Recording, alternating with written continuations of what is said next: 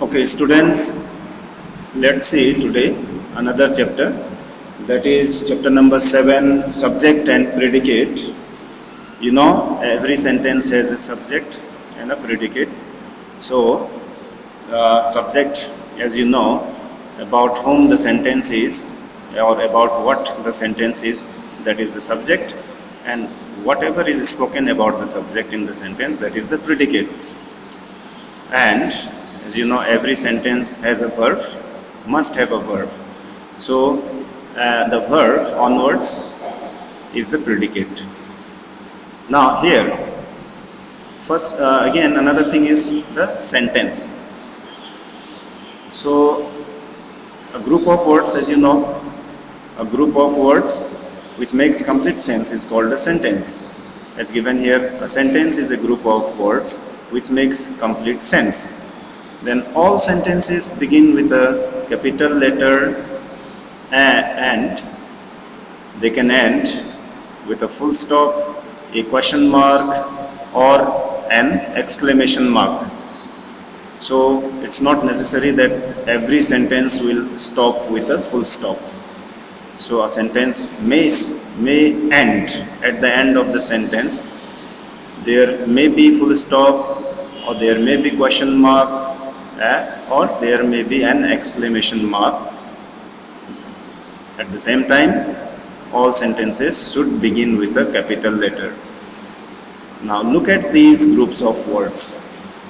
On the beach, my grandfather likes. Now these groups of words do not make complete sense, but if we add more words to them, they become meaningful, they form sentences. Like you had on the beach, so we didn't understand actually what it means. It was not meaningful till now.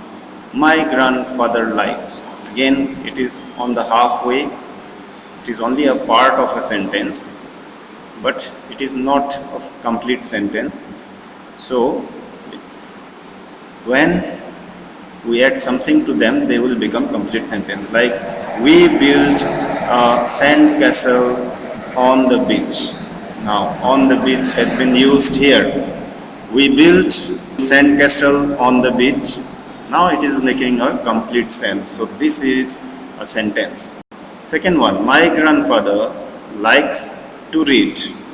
Now when we added to read, it made complete sense. So my grandfather likes to read is a sense.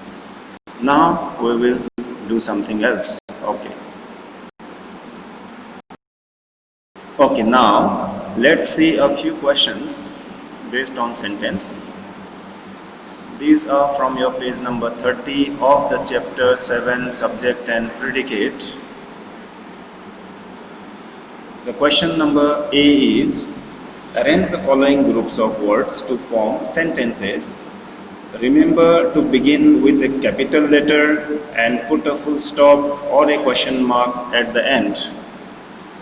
So we have to remember to begin with a capital letter and end with a full stop or a question mark, as we discussed earlier.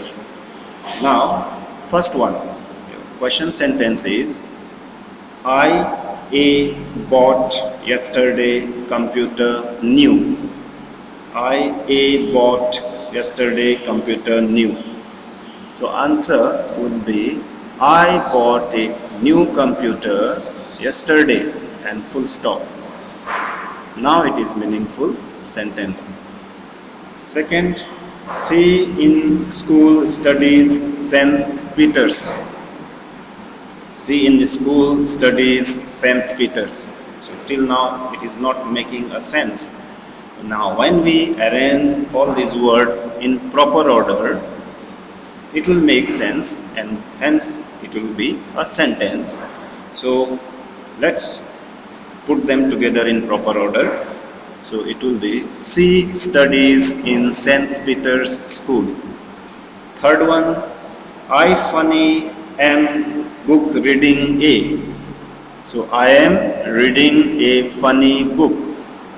Fourth one, The fun we on had ride. The fun we on had ride. So we had fun on the ride. Okay? We had fun on the ride. Next, number 5th.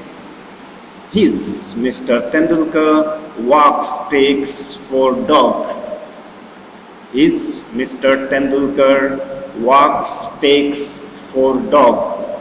So Mr. Tendulkar takes his dog for walks. Next, a dog is in the front yard there. A dog is in the front yard there. Even this one is not a complete sentence till now. So we will arrange them properly, all the words.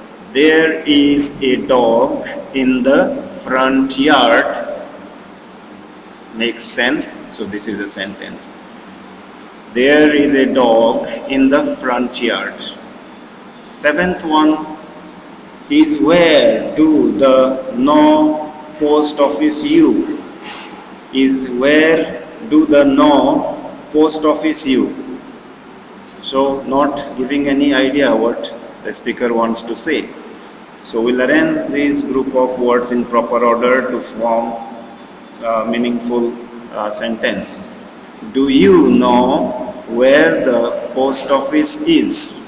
So this was an interrogative sentence, so we need to put a question mark at the end or interrogative mark at the end. Do you know where the post office is? Now similarly, the next few questions 8, 9 and 10 you can do yourself. Thank you.